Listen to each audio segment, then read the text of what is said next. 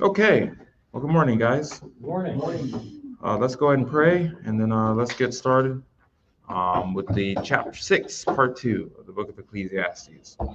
Lord, thank you so much just for the opportunity we have. Thank you again for your word and the wisdom that it gives to us, and how it gives us proper perspective of how to look at how you have established and governed reality. Pray, God, that this would be beneficial and instructive and productive. And overall, Lord, you would be glorified. We love you so much, for it's in your Son's name. Amen.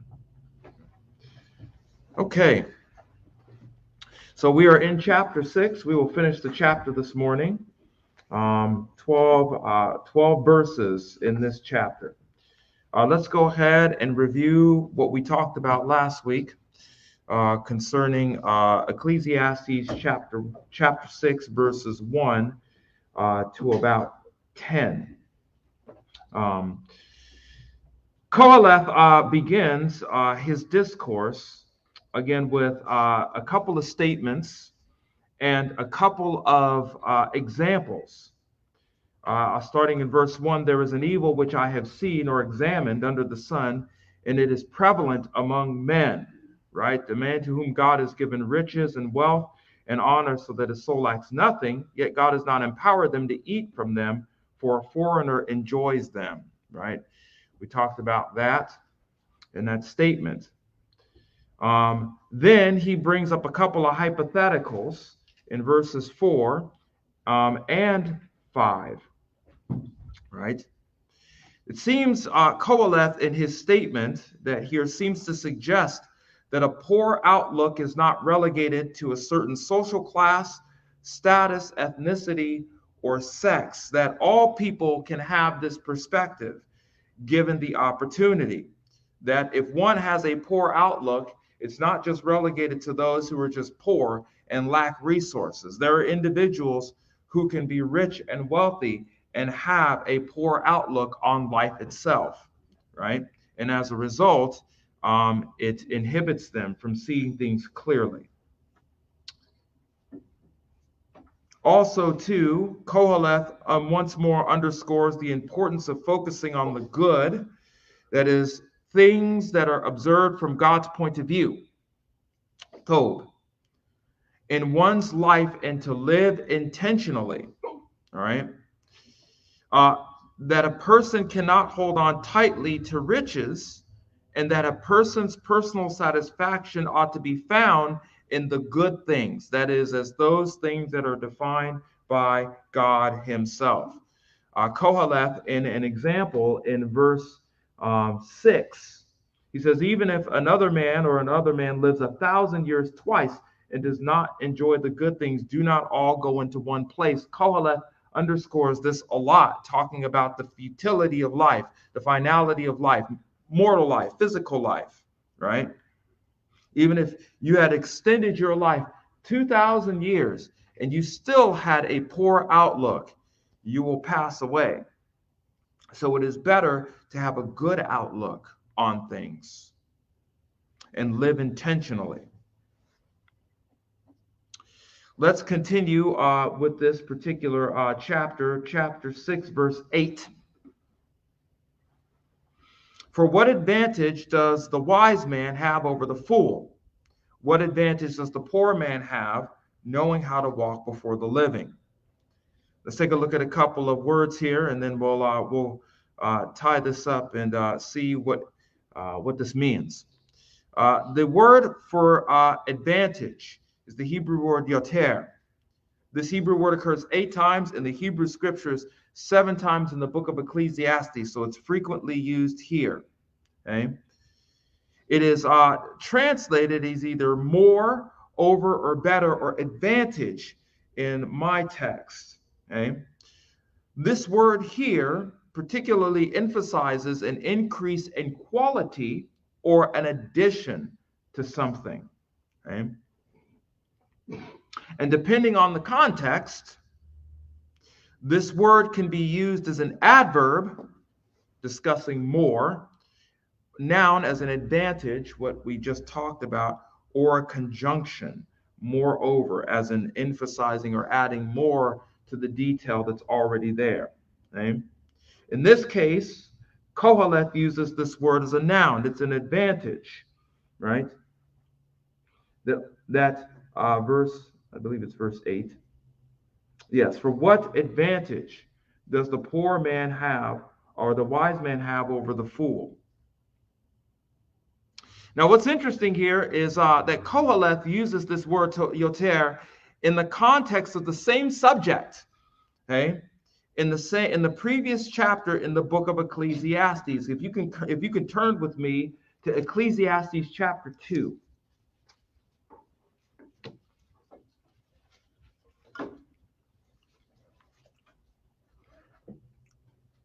He uses this in the same area. In the context of Ecclesiastes chapter 2, again, this is Koheleth's personal case study involving what he's done in his life, building vineyards, planting gardens, right?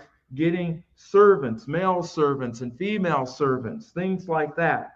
It's kind of racking up his own pleasure for the sake of it, testing and seeing whether or not living for pleasure is not a futile endeavor. I will start at verse 9, just for some context sake. It says, "Then I became great and increased more than all who preceded me in Jerusalem. My wisdom also stood by me. All that my eyes desired, I did not refuse them.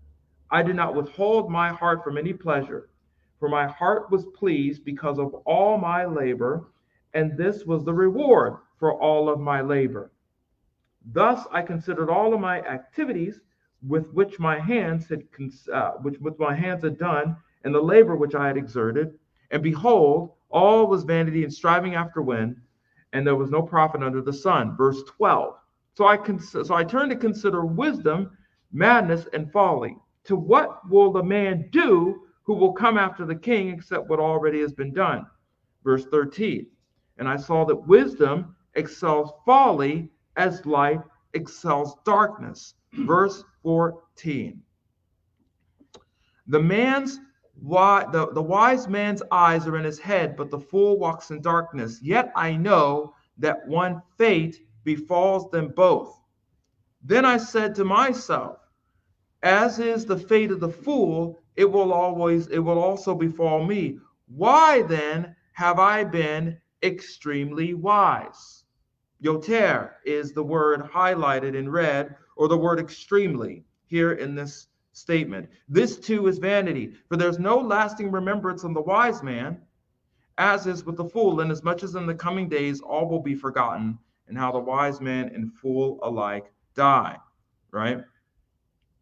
So again, this rhetorical question which Koheleth has been asking all this time is to highlight a specific or particular point that Koheleth is making, specifically in chapter 6, verse 8.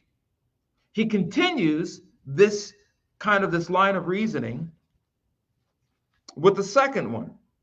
For what advantage does the poor man have knowing how to walk before the living? Let's take a look at the word poor for just a second.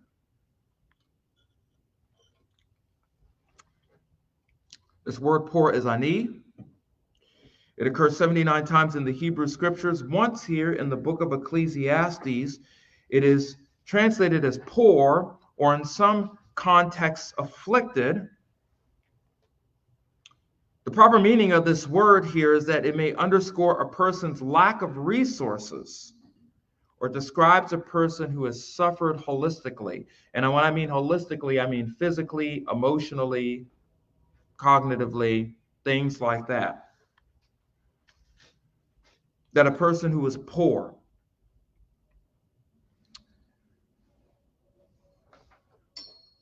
What advantage does the poor man, a person who either has a lack of resources, an inability to acquire these? They are not royalty. They're not king. They're not anything special, right?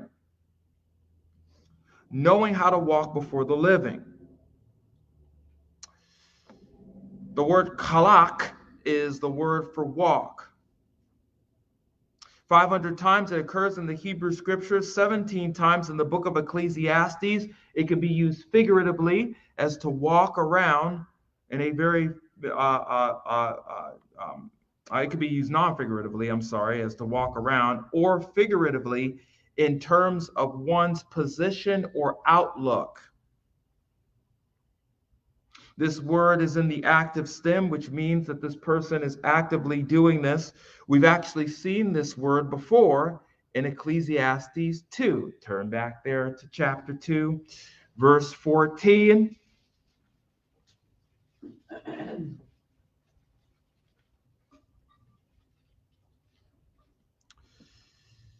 Verse 14, the wise man's eyes are in his head, but the fool walks in darkness. Now, it's not like everyone is walking in darkness. You can point to them and see that they're a fool. This is a picture, a word picture, an image to show that the fool walks in darkness. They have no wisdom. That's the point. The wise man's eyes are in his head. He can see clearly, right? But the fool is blind because they refuse to acknowledge the wisdom of God in their outlook, in their perspective. Okay? That's the point here. So going back to chapter 6, verse 8. For what advantage does the wise man have over the fool? Well, a lot, right? And what advantage does the poor man have knowing how to walk before the living? A lot. According to Koheleth in his rhetorical questions, Koheleth uses rhetorical questions often in this text as a literary device to point to a particular subject or thing that he's highlighting. Koheleth presented these rhetorical questions to the congregation of the nation of Israel as a literary device to underscore his point that the wise man has an advantage or more or a profit over the fool. And the poor man, even if he's poor, even if he has no resources at his disposal, can recognize how they ought to live. That's the point of the question. That taking all of the information into in the chapter 6, not divorcing it from chapter 6 verses 1 to 7. If a person has a proper outlook of life, even if they have meager resources, they still know how to walk among the living and make wise decisions. And that a person who is wise has an advantage over one who is a fool. Why? Because they acknowledge the wisdom of God in their outlook and their activity.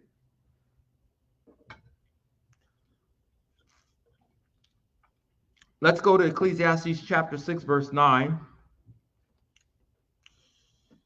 I will read it from my scriptures and then I'll read it from what's on the screen. What the eyes see is better than what the soul desires. This too is futility and a striving after wind. This is my kind of translation here. What the eyes look upon is qualitatively better than what the soul goes after. This is also useless and a striving after wind. What exactly is Solomon getting at, or Koheleth getting at with this statement? I thought we weren't supposed to live by sight. What is he talking about here? Well, he's brought up this particular point before. This is not anything new, right?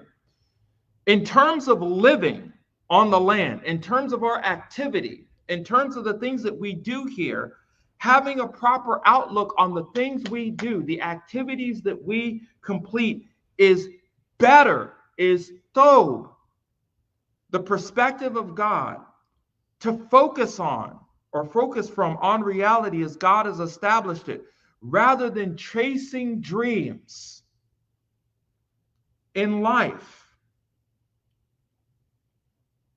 There's a lot of that going around. Chasing your dreams, so-called.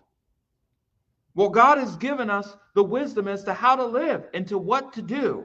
He's given us the playbook already. We are to use that to focus on reality as God has established it. That's what he means by what your eyes see is better than what your soul desires, because sometimes what our soul desires isn't exactly aligned with the reality that God has established. That's why. Okay? As a matter of fact, he's mentioned this in the same chapter. Okay? Chapter 6. As a matter of fact, before we get there, I want to take a look at some things here. Let's go back to chapter 1 and kind of walk through some stuff here. He's kind of shared this already. Okay? Chapter 1, let's start at verse 6. He uses the cyclical nature of reality as Koheleth established it, using nature. Verse 6, blowing towards the south, talking about the wind, then turning towards the north. The wind continues swirling along. On its circular courses, the wind returns. All the rivers flow into the sea, yet the sea is not full. To the place where the rivers flow, there they flow again. All things are worrisome. Man is not able to say. The eye is not satisfied with seeing, nor the ear is filled with hearing. That which has been, and that which will be, and that which has been done, and that which is will, and that which has been done is that which will be done. There is nothing new under the sun. Verse 10. Is there anything of which one might ought to say, see, it is new? New and improved on your box of cereal is a lie. It is false. It is the same old cereal, right? Already it has existed for ages, which were before us. Why are we chasing things that we believe are new? They are not new. They're just something old with a new name, right? Already as it existed, which were before us. There are no remembrance of earlier things, and also of later things which will occur. Okay? Verse 15 of chapter 1. What is crooked cannot be straightened, and what is lacking cannot be counted.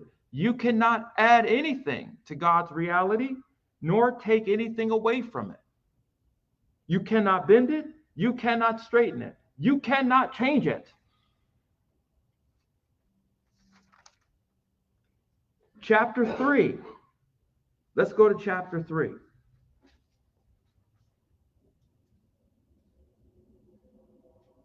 Verse 12. I know that there is nothing better for them to rejoice and to do good in one's lifetime.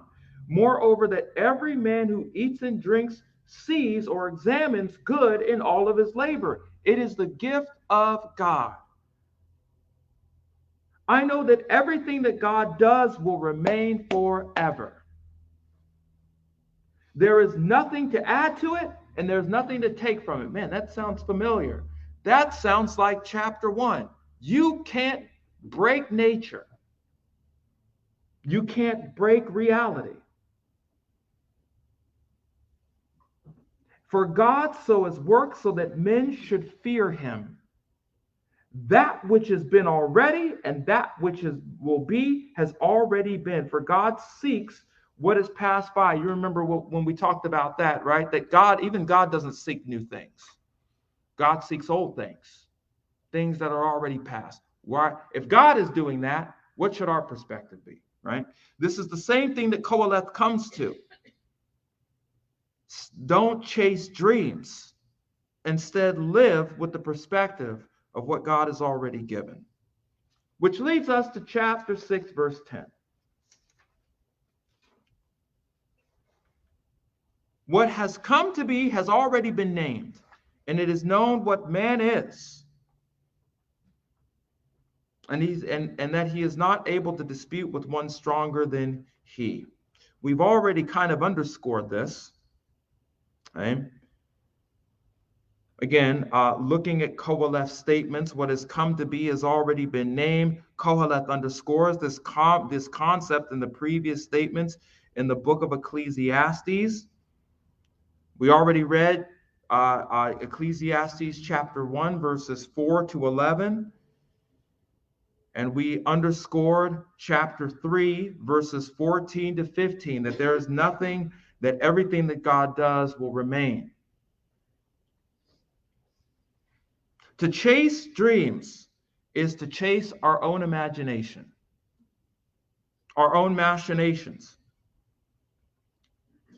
To try to trace dreams to live great is one's imagination.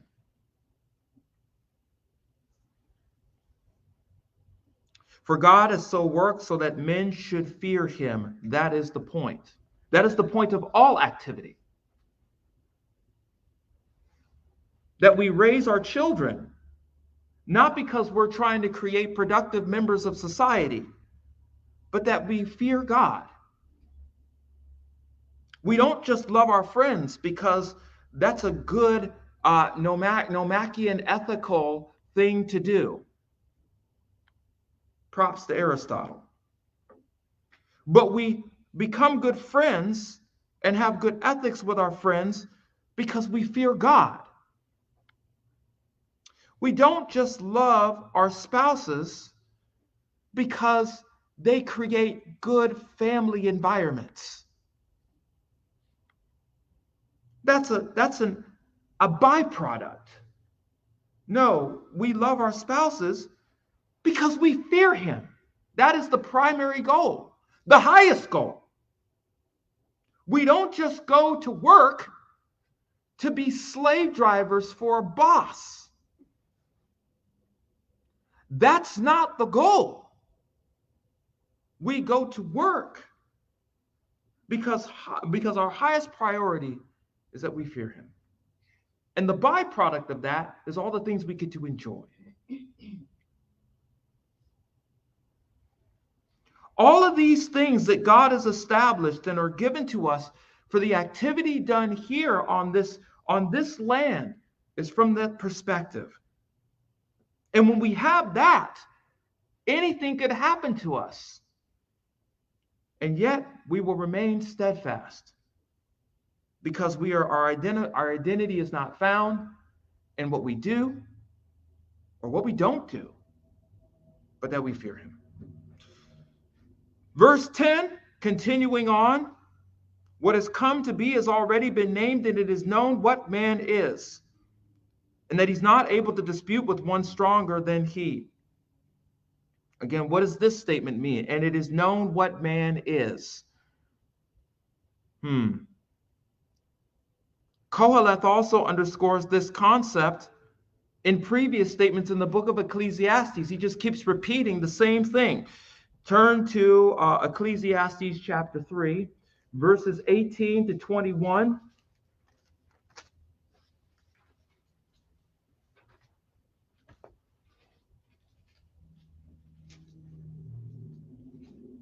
We talked about this when we went through chapter 3. I said to myself concerning the sons of men, God has surely tested them in order to see that they are but beasts, for the fate of the sons of men and the fate of beasts is the same.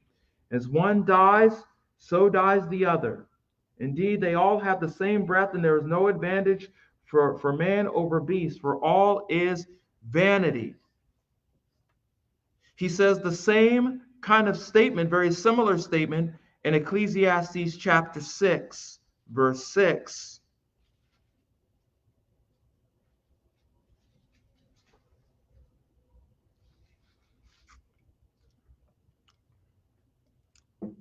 Even if another man lives 1,000 years twice and does not enjoy good things, do not all go to one place. The rhetorical question, the literary device that Koheleth is using, is to emphasize the main point that do not all go to one place. That place is the ground. It is the dirt. He says again, another similar statement in Ecclesiastes chapter 9, verse 10.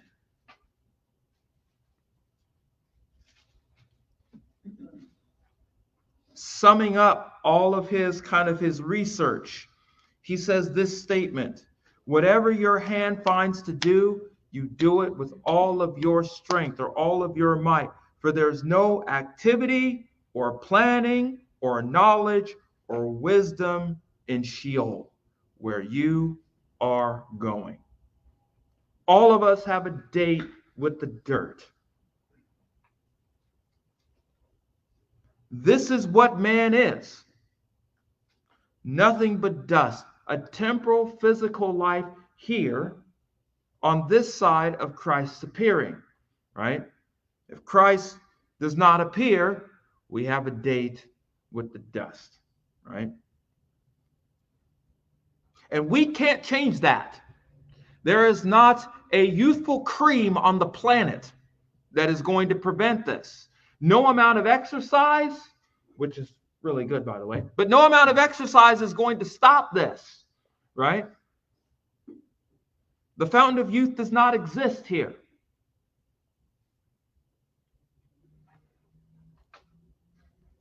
Which brings us to the last statement in chapter 6, verse 10.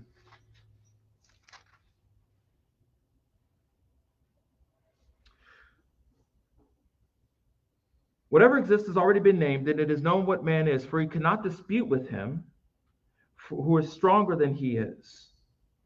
Now, there are some translators that believe that Koheleth is talking about God in this sense. Although I understand that, I don't think that that's what this statement means. I don't think that it's talking about God. But although you could associate it with that, I would not argue with this. Let me go ahead and give you a couple of words here in this text, and then I'll kind of draw out what I think is happening here.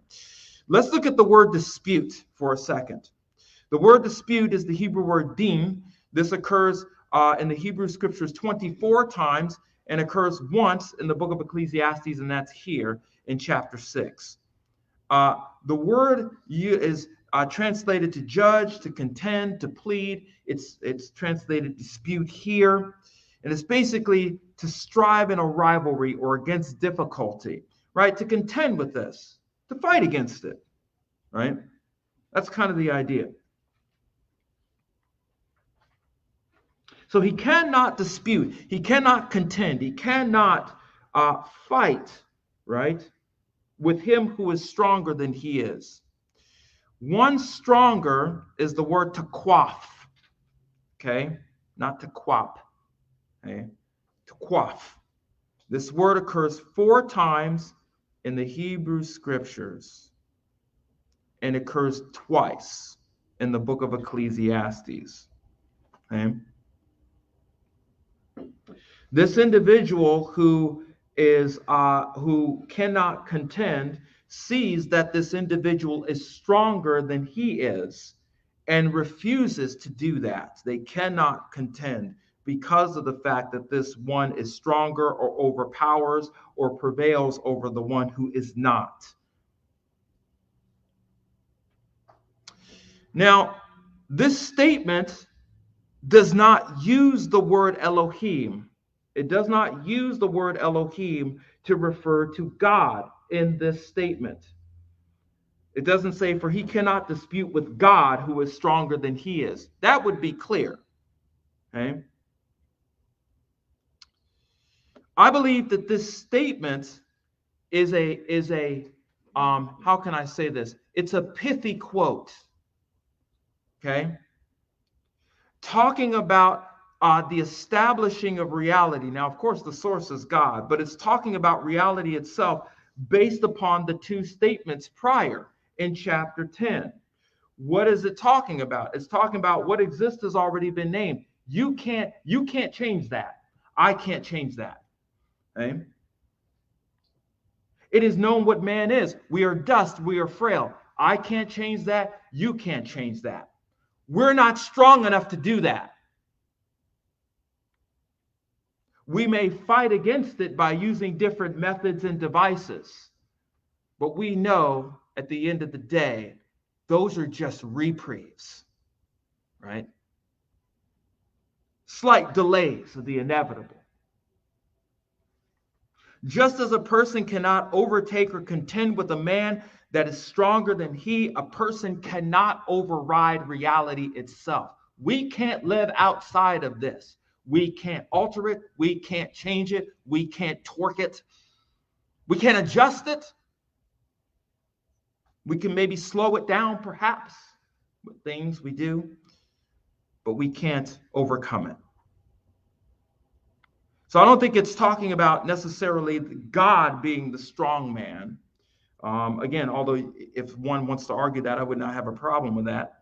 But I think that this is a pithy quote, a statement, a saying.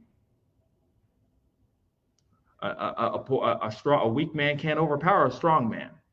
I mean, that's the reality of it, right? Let's go to verse 11 of chapter 6. Because of the fact that we have this, Koheleth makes an interesting statement. He says this, for there are many words which increase futility. What then is the advantage to a man? Again, we see that Koheleth had some, again, very similar statements. Again, it's not like he's saying anything new. Once you read the book of Ecclesiastes and you kind of get the main points, he just kind of re-racks them. For instance, just a chapter over, in chapter 5, verse 3,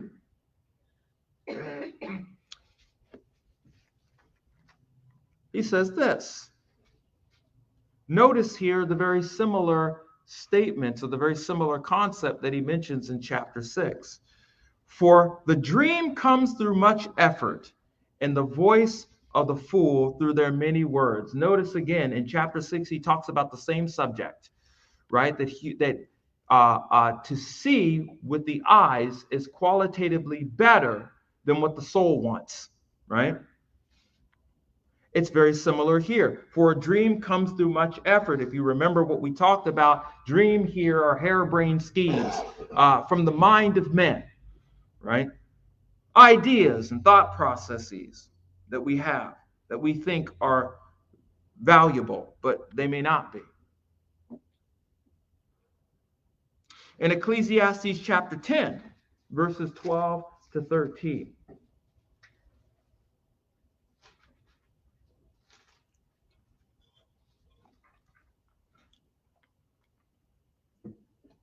We see a similar statement, a similar concept or idea of Koheleth. It says, words from the mouth of a wise man are gracious, while the lips of a fool consume him.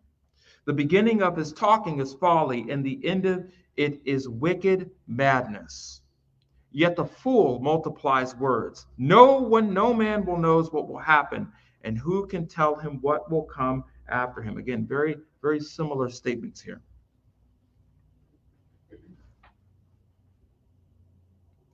So once more, Koheleth in chapter 6, at the end of his statement, uses a rhetorical question, again, as a device to emphasize his previous point, that multiplying words, that is not using words intentionally, speaking unintentionally, at the end of the day does not yield any advantage for a person.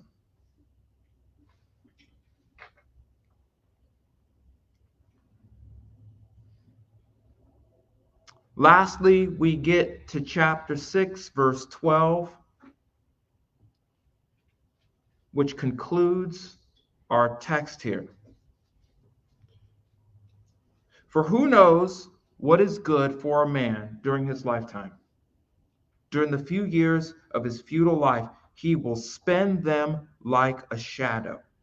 For who can tell a man what will be after him under the sun? Man. So again, we see the conclusion of Koheleth's statement here, again, asking another rhetorical question, right? For who knows what is good, qualitatively good, for a man during his lifetime, during the few years of his life, that is his futile life. Futile in the sense of you're going to die soon, right?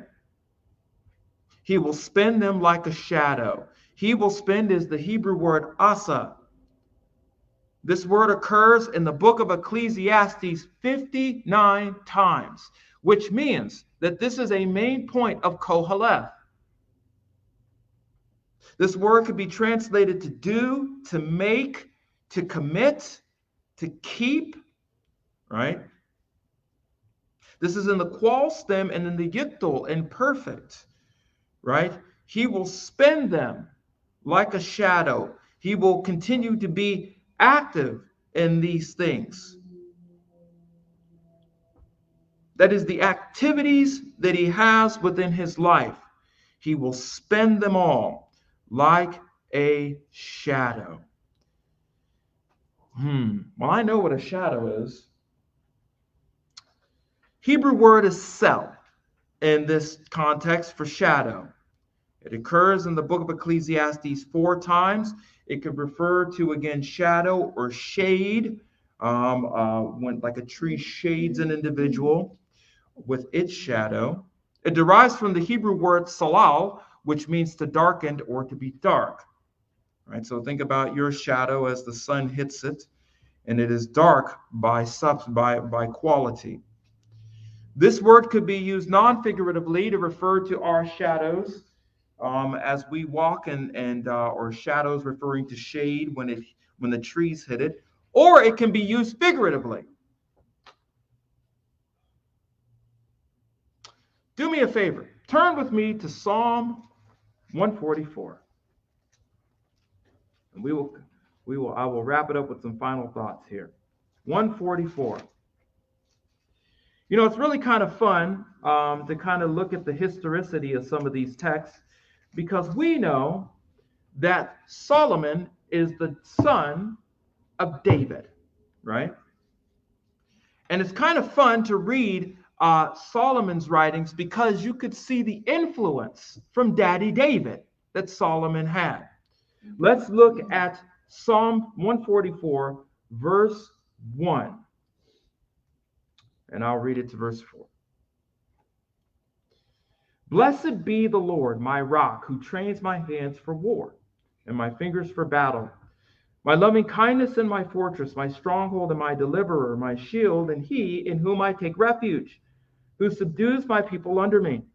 O Lord, what is man that you take knowledge of him, or is the Son of Man that you think of him? Verse 4, man is like a mere breath. His days are like a passing shadow. Wow.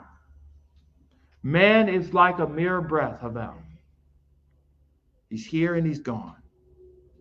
And his days, how he commences his days, are a passing shadow. They flee. So looking at kind of the context of 144 and going back to Ecclesiastes 6, what is Koheleth trying to tell us here in this text? In chapter 6 of Ecclesiastes, he will spend them like a shadow. They will be here and gone, just like that. For who can tell what a man will be after him under the sun? No one can, because they're gone. Now, this might make you feel bad if you read it, but actually, Koheleth's book is a source of comfort. Why do I say that? Well, let's take a look at some thoughts here.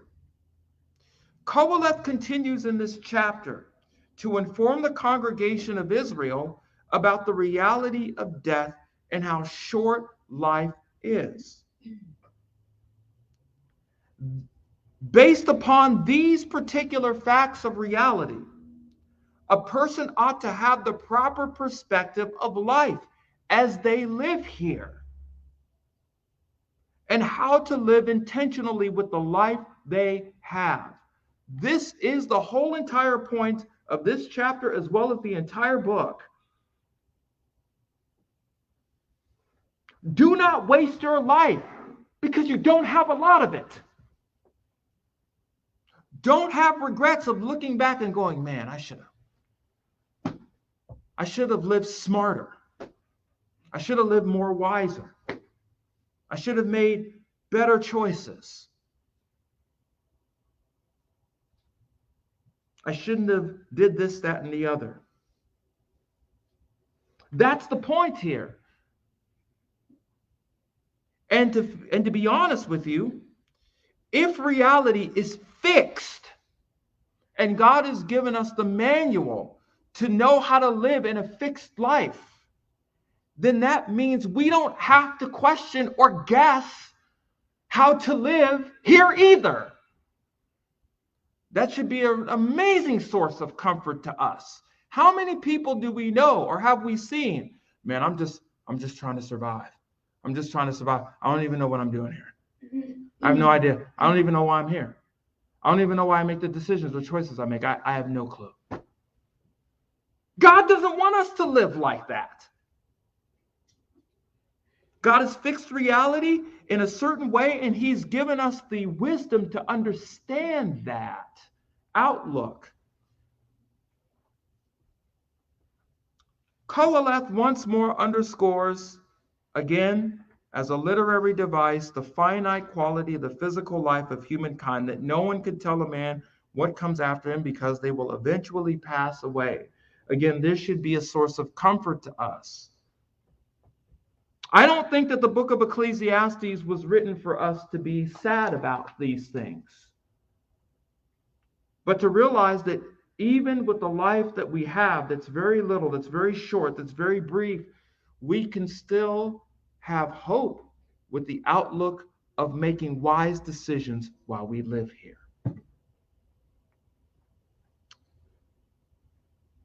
That concludes the end of chapter 6. Next week, we will continue with chapter 7. Let's pray.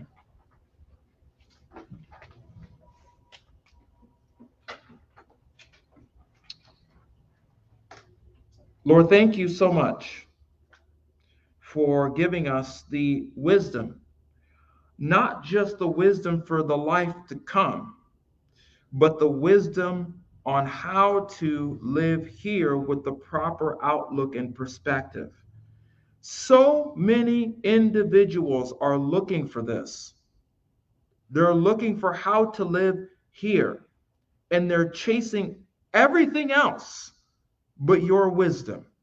And it is leaving them havel, empty, causing them to ask questions like Koheleth is. What is the use of this? What advantage does this have? What does this profit me? Why am I even doing the things am I doing? And God, you, by way of Koheleth, have given us the perspective of how to live, even in a short life that we have here. May we continue to leverage and exploit this outlook as much as we can, as often as we can, so that we may have confidence, not just in the life to come, but in the decisions and the outlook while we live here under the sun. Thank you again so much, for it's in your son's name. Amen.